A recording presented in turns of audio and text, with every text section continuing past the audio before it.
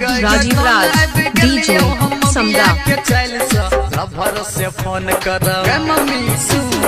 lover से phone करो हमारा मोबाइल से, लभर से फोन करो हमारा मोबाइल से, लभर से फोन करो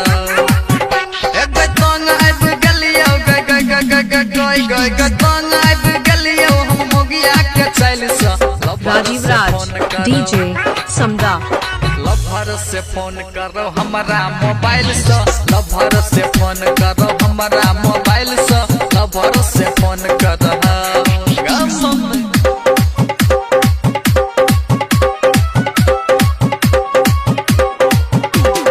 लभर से फोन करो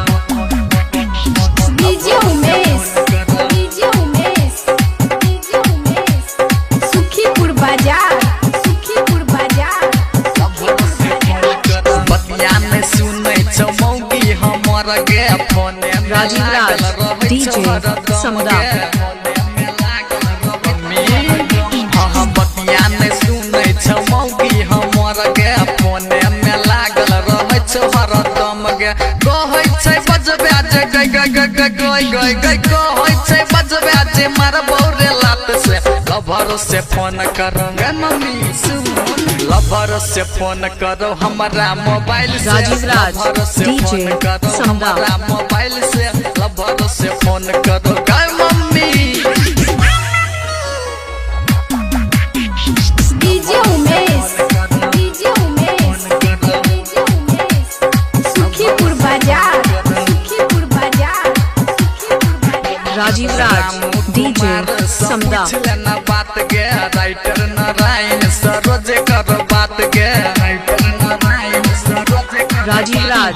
डीजे समदा पूछ लेना बात गे राम की सुन सरोज करो बात गे, पूछला पको होय छौ गे गे गे गे गे गे गे, पूछला पको होय छौ बात करै छी भाई से, लभर से बात करो